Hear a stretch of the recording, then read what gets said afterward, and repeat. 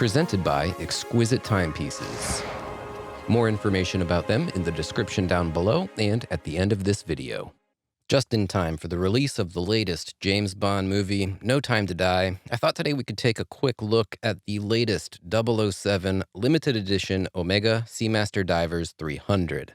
Coming in two variations, one on a black, gray, and brown NATO strap, which I've shown on the channel in the past, and of course the model that we have here today on titanium mesh bracelet. This limited edition Bond Seamaster comes in a black Omega outer box, and secured within you find the 007 inscribed leather watch roll. Like the standard Seamaster, you get all of the features and specs of a top-of-the-line dive watch that you'd expect from an Omega brand timepiece, including 300 meters of water resistance, a screw-down crown and helium escape valve, a domed sapphire crystal with an anti-reflective treatment on the underside, and a unidirectional elapsed time bezel, as well as the MEDOS-certified master chronometer movement.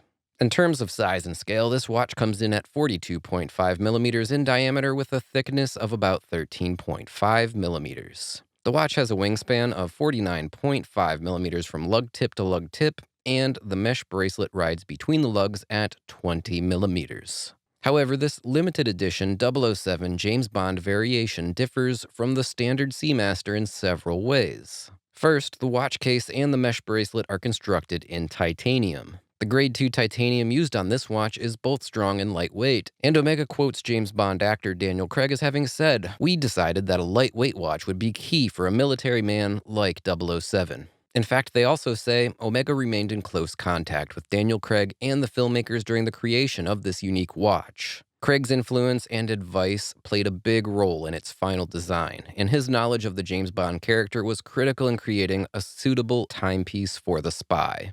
Now, another difference between this 007 edition of the Seamaster and the standard model is the dial and the bezel color and styling. Both the dial and the bezel insert have a tropical brown motif, and both are made from aluminum. Unlike the standard Seamaster, there is also no wave pattern on this dial. Also, the hands and the indices are filled with a vintage superluminova, and you also have blackened metal surrounds on those indices and, of course, on the handset.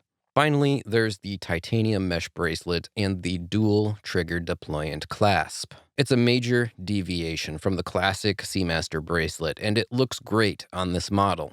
However, I can't say that it wears as nicely on the wrist as the standard bracelet. Top-notch quality and sharp looks aside, the mesh bracelet doesn't have nearly the same level of flexibility or articulation as a regular Seamaster bracelet. And on the wrist, at least for me, the fit is what I would call a little bit awkward. I think if you have a larger wrist than mine, which is 6 3/4 inches, this would be probably less of a problem. But at least for me, it was a bit of an issue. Now, keep in mind that if you're considering one of these watches, you might prefer the version that comes on the NATO strap because of these fit issues. It's actually a little bit of a dilemma, though. A cloth NATO strap is never as nice as a metal bracelet, at least in my opinion, and it certainly won't stand to the test of time if you wear it a lot. But it will be much more forgiving to different wrist sizes, and you will almost certainly be able to find a fit that's comfortable. Now, the case back on this model has some 007 limited edition inscriptions as well that makes this model stand out from the standard Seamaster. Now, of course, there's no display case back to view the Omega caliber 8806 movement on this one, but it is a dive watch after all, and that's probably not really necessary. The Seamaster elapsed time bezel, the markers of which are also filled with the same vintage lume as the dial, has superb action, and it feels every bit as quality as you'd expect from an Omega brand watch. I have to say that I really love the update they did with the Seamaster bezel from the prior generations of this watch from a few years back. Those bezels were a little bit more stiff, a little bit harder to turn and to use, and they really cleaned it up and made it just about perfect. I think this version of the Seamaster has a whole heck of a lot going for it. I really like all the details that set it apart from the standard Seamaster models. The tropical dial with its vintage lume fill, it looks great, and I'm not even the type of guy that goes for the faux patina look generally, but this is not overdone, and here it really works.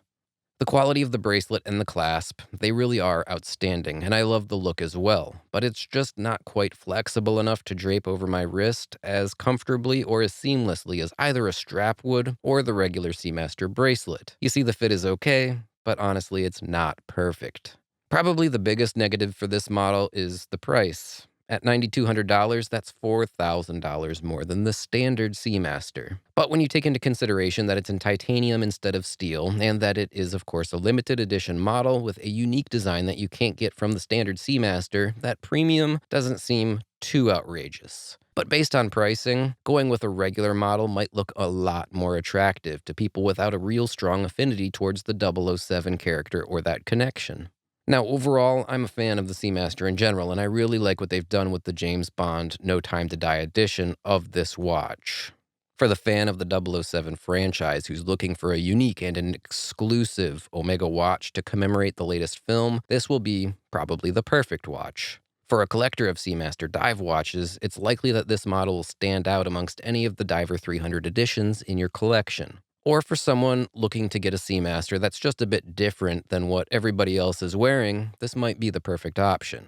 For everyone else, the standard Omega Seamaster Divers 300 will likely be the preferred choice, and hey, myself included if I'm being honest. But I still really do like what they've done with this one. This video is presented in partnership with Exquisite Timepieces, my local brick-and-mortar watch dealer located here in Naples, Florida. Exquisite is an authorized dealer of dozens of watch brands, including Omega, Seiko and Grand Seiko, Blancpain, Breguet, and many, many more. Exquisite also has a fantastic selection of pre-owned watches with new inventory coming in daily. So if you're looking for your next watch, I highly recommend checking out their website, exquisitettimepieces.com, or calling their store at 239-227-2932. And if you do happen to talk to them, let them know that you heard about them from Guy and the Just Bluefish channel. I can't recommend them enough.